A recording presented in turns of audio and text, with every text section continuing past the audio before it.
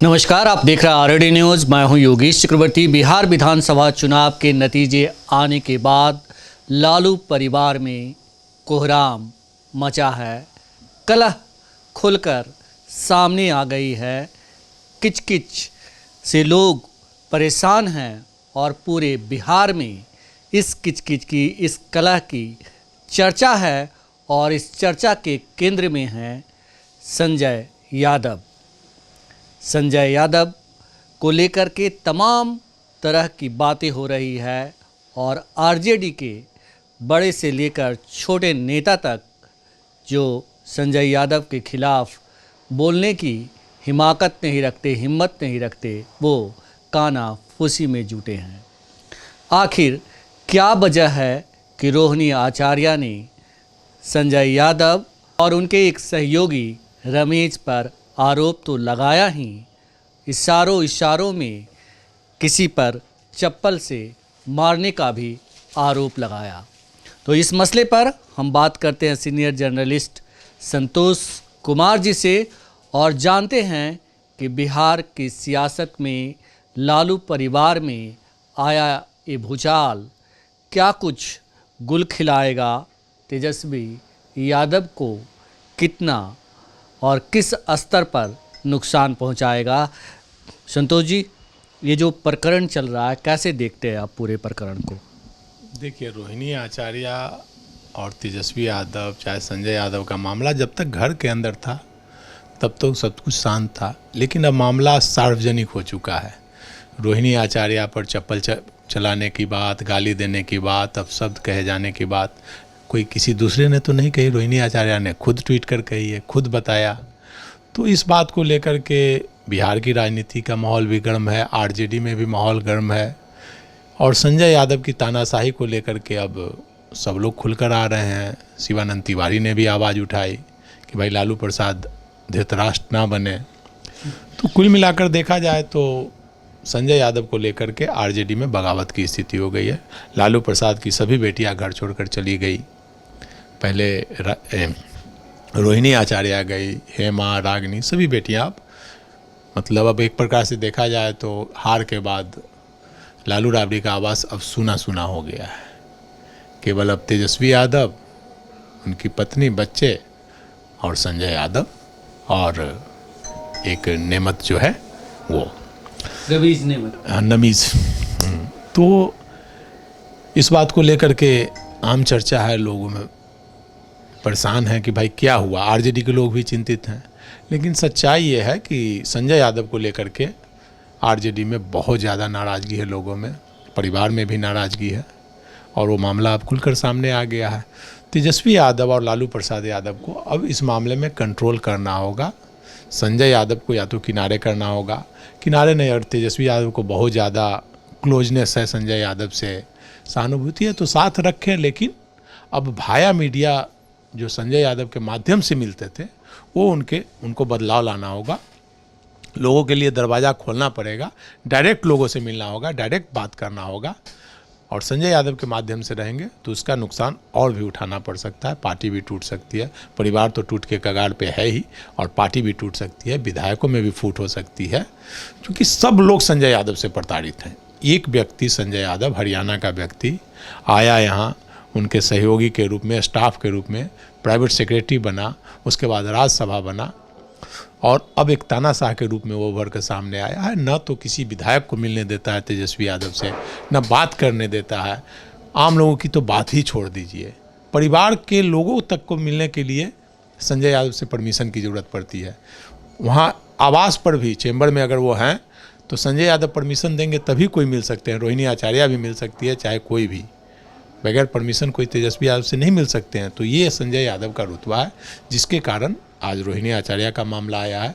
कल आने वाले समय में और भी मामले आएंगे। संतोष जी, जो आप कह रहे हैं इससे सिर्फ संजय यादव की तानाशाही नहीं झलकती है, ये इस बात का भी प्रमाण है, ये भी साबित करता है कि तेजस्वी यादव जो दिखते हैं वो हैं नहीं, अंदर से वो कितने तानाशाह हैं कि अपने परिवार से मिलने के लिए भी परिवार वालों को भी उनसे टाइम लेना पड़ता है। तो ये उनकी भी तानाशाही झलकती है। और जिस तरह से रोहिणी आचार्य ने संजय और रमीज को लेकर के चप्पल से मारने की बात कही है, तो ये चप्पल मारने वाला कौन है और संजय यादव रमीज में ऐसा क्या है, कौन से सुरखाव के पर लगे हुए हैं कि कोई भाई अपनी बहन पर चप्पल चला दे? देखिए, राजनीति का ये मानव स्वभाव है। लोगों का ये है कि प्रशंसा, आत्म प्रशंसा लोग सुनना पसंद करते हैं। कोई भी, आप हो, हम हो, सब लोग को अगर कोई प्रशंसा करता है तो उसको अच्छा लगता है, कर्णप्रिय लगता है, और आलोचना खराब लगता है। तो संजय यादव हों चाहे रमीज हों, तो ये लोग ठेठ देहाती भाषा में कहिए तो चमचागिरी करते हैं और तेजस्वी यादव की गुणगान करते रहते हैं, प्रशंसा करते रहते हैं। आपने एक वीडियो देखा होगा, एक कोई कार्यक्रम था तेजस्वी यादव का, उसमें आम लोग सवाल कर रहे थे, उसमें संजय यादव भी सवाल किया, संजय यादव ने भी जी। उन्होंने सवाल किया कि भाई तेजस्वी जी, आप मुख्यमंत्री बनने जा रहे हैं तो अपने शपथ ग्रहण समारोह में नीतीश कुमार को बुलाएंगे या नहीं, या चाचा को, कई राज्यों के मुख्यमंत्री को, किस किस राज्य के मुख्यमंत्री को बुलाएंगे।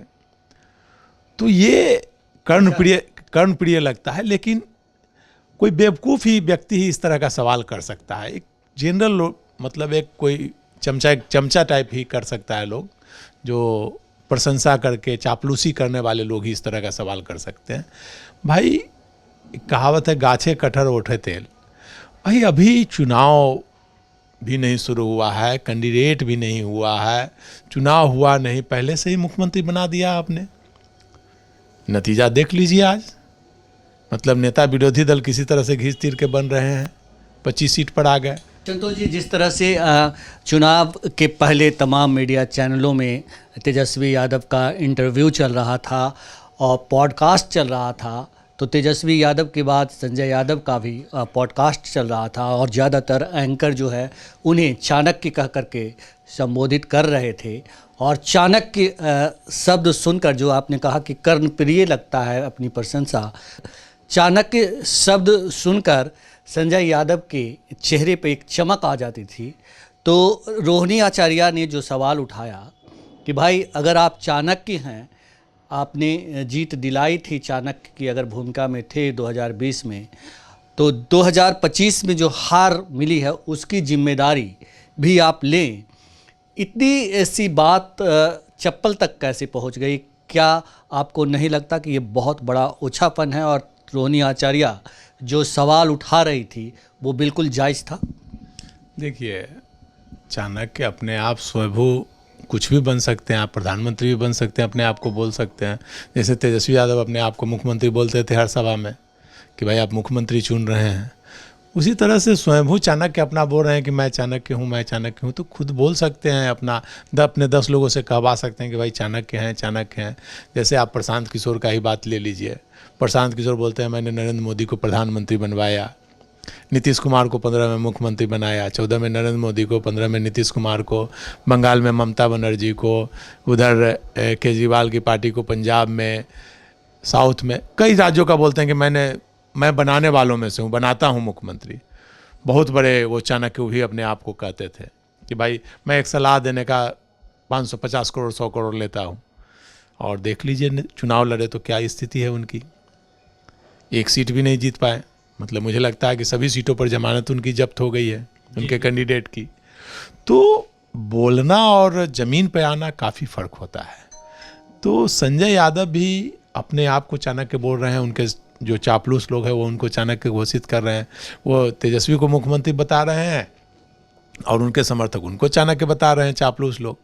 लेकिन सच्चाई ये है कि 20 के चुनाव में भी उनकी कोई भूमिका नहीं थी। 20 के चुनाव में अगर चिराग पासवान एनडीए में रहते तो एनडीए उस समय भी 200 सीट जीतता, 180, 90, 200 सीट जीतता।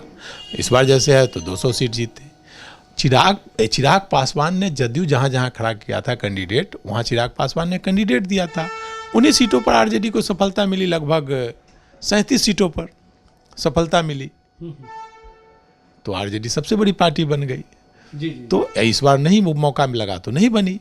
तो आप ये कह रहे हैं संतोष जी कि जो संजय यादव चाणक्य खुद को कहते हैं और कहलवाते हैं और कुछ लोग उनके जो समर्थक हैं वो उन्हें चाणक्य के तौर पर पेश करते हैं।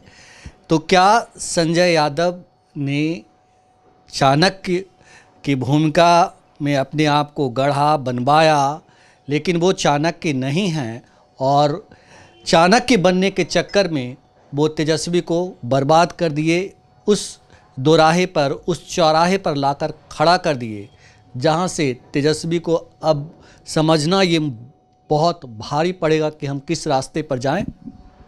निश्चित तौर पर आप जान लीजिए, संजय यादव के कारण तेजस्वी यादव को बहुत नुकसान हुआ है और भी नुकसान होगा अगर वो नहीं सचेत हुए तो।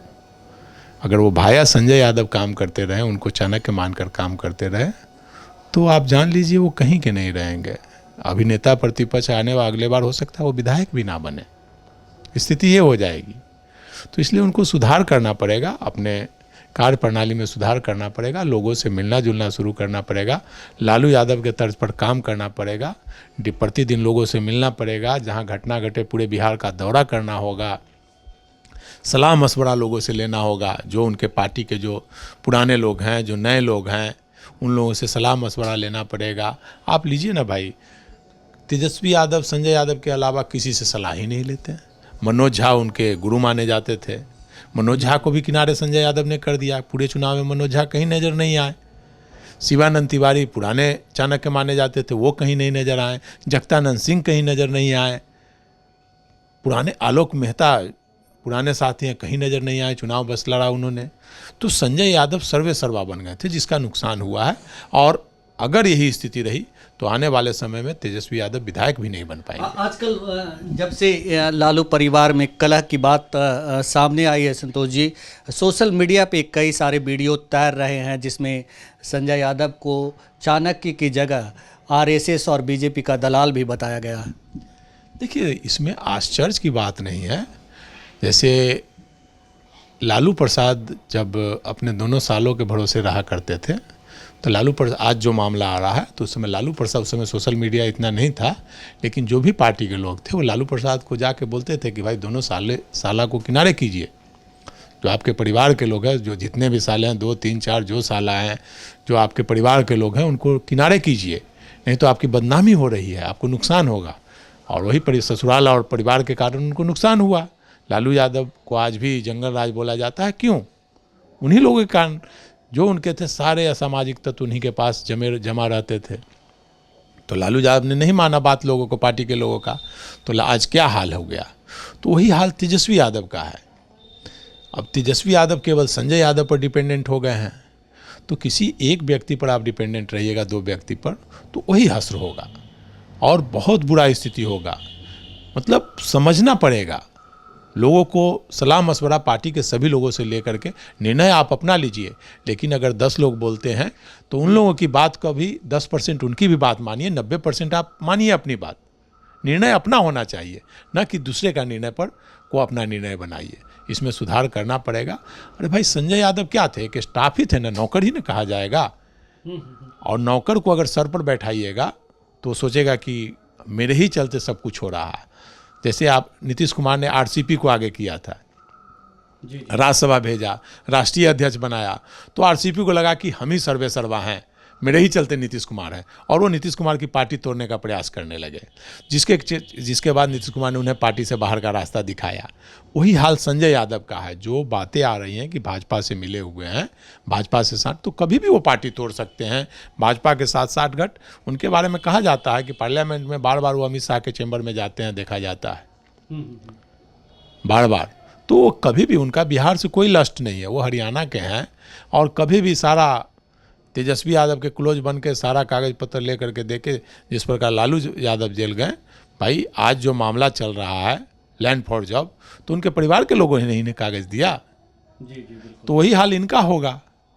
अगर किसी एक व्यक्ति पर, बाहरी व्यक्ति पर भरोसा कीजिएगा, किसी एक व्यक्ति पर, तो इनकी, और वो भी एक अपने स्टाफ पर, आपका कर्मचारी रहा, उसको आप माथा पर बैठाइएगा तो आपका दुर्गति तय है। ये बताया संतोष जी कि जिस तरह से संजय यादव के बारे में आप कह रहे हैं कि अगर तेजस्वी नहीं सुधरे तो उनकी दुर्गति तय है, तो ये दुर्गति क्या, जैसे मेरा कहने का मतलब है कि घर से शुरू हुआ बगावत क्या पार्टी तक पहुंच जाएगा? निश्चित तौर पर आने वाले समय में पार्टी में भी विद्रोह हो सकता है। और आज भी अगर मैं बता दूं, लालू प्रसाद अगर आज तेजस्वी यादव के सर पर से हाथ हटा करके तेज प्रताप पर अगर या रोहिणी पर रख देंगे तो वही बिहार का नेता होगा और तेजस्वी यादव और संजय यादव किनारे हो जाएंगे। तेजस्वी यादव नेता भले लालू प्रसाद के ही वोटर हैं, लेकिन उनके वोटर आज भी लालू प्रसाद को नेता मानते हैं। आज भी लालू प्रसाद अगर तेज प्रताप यादव, रोहिणी आचार्य, मीसा भारती किसी को नेता बना के खड़ा कर देंगे तो वही नेता हो जाएगा, उसी को लोग नेता मानेंगे और तेजस्वी यादव फिर कहीं के नहीं रहेंगे। इसलिए उनको अपने कार्य प्रणाली में बदलाव लाना होगा, आगे सर्वाइव करना है तो, नहीं तो आने वाले समय में विधायक भी नहीं रहेंगे, कहीं के नहीं रहेंगे। संजय यादव की वजह से ये भी हुआ कि बहुत सारे यादव लोग इनके पक्ष में वोट नहीं किए और कहीं ना कहीं वो नाराज़ थे कि एक हरियाणा के व्यक्ति को जो है राज्यसभा भेज दिया गया। निश्चित तौर पर नाराज़गी तो पार्टी में सब लोगों की है ही, नाराज़ तो हैं ही। और एक मेन कारण है कि तेजस्वी यादव से मुलाकात नहीं होती, बात नहीं होती। कुछ भी बात हो तो संजय यादव को कीजिए और संजय यादव फ़ोन उठाते नहीं, ना मिलते हैं, जिसके कारण लोगों में नाराज़गी थी और जिसका खामियाजा अभी भुगतना पड़ा। ये तो एक सेकेंडरी है, लेकिन फर्स्ट यही है कि भाई एनडीए मजबूत गठबंधन था जिसके कारण हार हुई। न जीत में संजय यादव का हाथ था, ना हार में। अगर जीत का मैच संजय यादव ठीक अपना सेहरा लेते थे तो हार का भी सेहरा उन्हें ही पहनना पड़ेगा। जी। यही मामला है और नाराज़गी परिवार और पार्टी उन्हीं के कारण टोटल है।